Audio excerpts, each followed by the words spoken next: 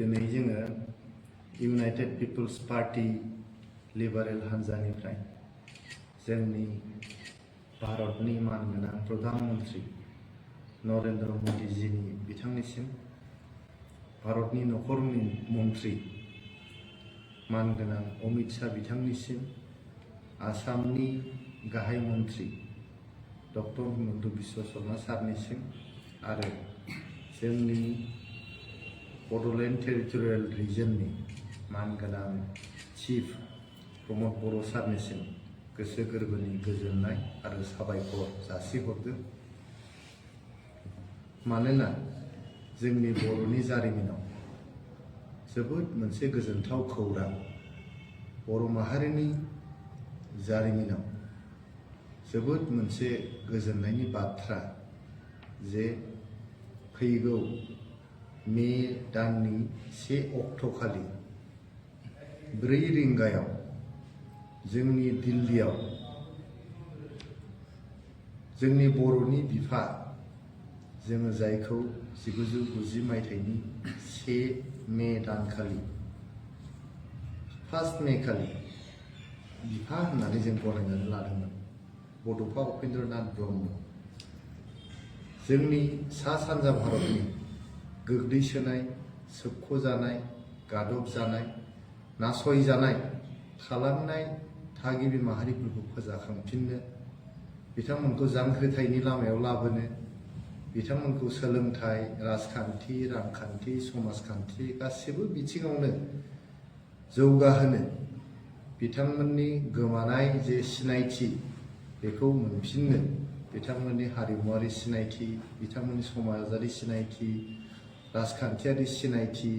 गासिबो बिथिंनि सिनायथिखौहाय लाबोफिननो थाखाय जुजियै जुजियै जिउ गोमानो गोनां जानाय बड'फा उपेन्द्रनाथ ब्रह्मनि मुङै जोंनि भारतनि राजथावनि गोदान दिल्लीनि कैलाश कल'नियावहाय लाला लाजपत राय लामायाव गोदानै जोंनि बड'फा उपेन्द्रनाथ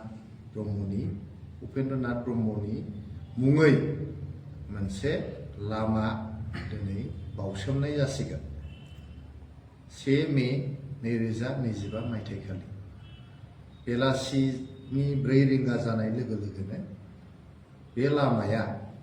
कैलाश कल'निनि बे लामाया बड'फा उपेन्द्रनाथ ब्रह्म मार्ग मुं मोनसिगोन। बेजों लोगोसे जोबोद गोग्गाथाव बाथ्रा, दिल्लीनिनो बड'लेण्ड गेस्ट हाउसनि खाथि स्पेर' स्कुवेर होननानै जायखौ जों मिथियोमोन, स्पेर' स्कुवेर, बे स्पेर' स्कुवेरखौ 1 मे 2025 मायथाइनिफ्राय गोदान मुं होनानै बड'फा स्कुवेर होननानै बेखौ फोसावनाय जासिगोन। स्पेर' स्कुवेरनिफ्राय बड'फा स्कुवेर, मोनसेया जाहैबाय लामा बड'फा उपेन्द्रनाथ ब्रह्म मार्ग, लोगोसेयै जे मोनसे स्कुवेर दंबावो जायखौ स्पेर' स्कुवेर होननानै मिथियोमोन, बेखौ बड'फा स्कुवेर होननानै फोसावनाय जासिगोन। जोंनि दिल्लीनि जे MCD दङ, जे जोंहा मिउनिसिपाल कर्प'रेसन डिपार्टमेन्ट दङ बेवहाय दिल्लीनि, बे जोंनि भारतनि मानगोनां नखर मन्त्री अमित शाह बिथांनि बिथोन बायदियै, दिल्ली सरकारनि बिथोन बायदियै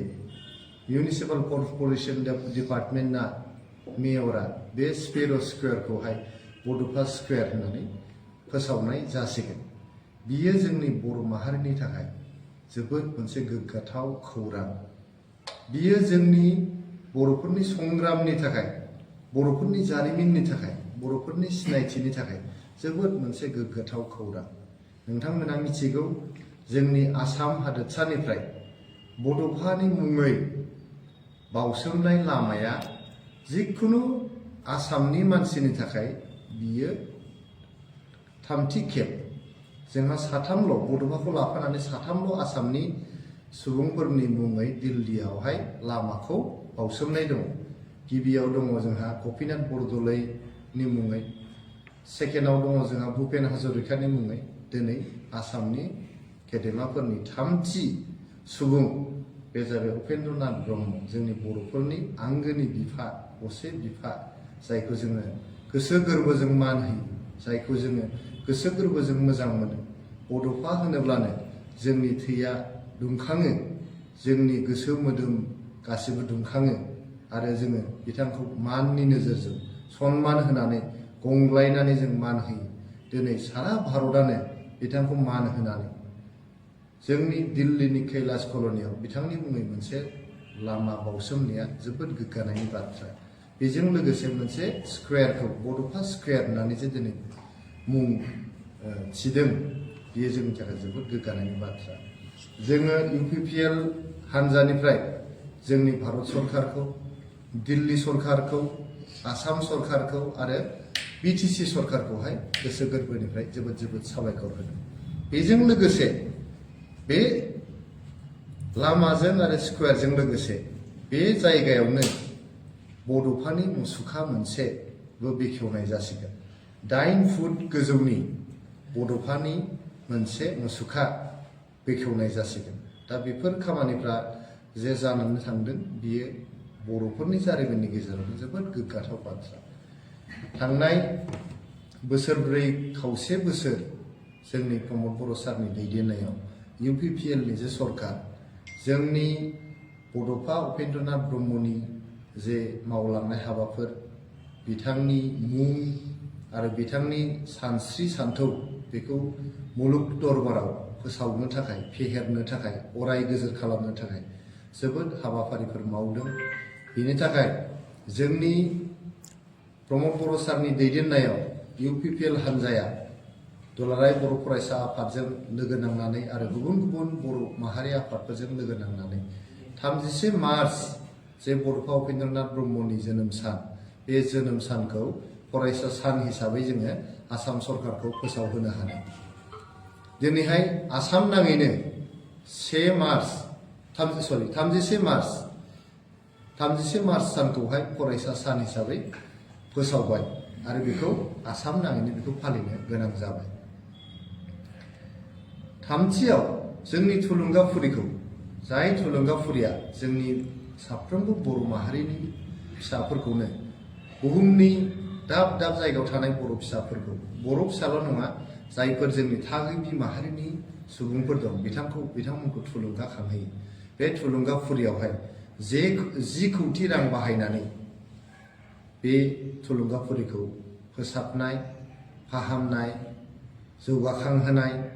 आरो साबना हामना खालामनानै दिहुननायनि थाखाय 10 कौटि रां होनानै थुलुंगाफुरिखौहाय दिनै जौगाखां थाखोनि मोनसे थावनि बेखौ खालामनाय जाबाय दाखालिसो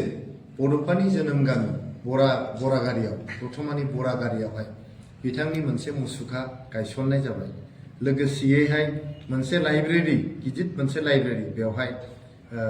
फसंनाय जाबाय थाखानाय लाइब्रेरिखौ फोसाबनानै गिदिर मोनसे लाइब्रेरि खालामनो थाखाय बेखौ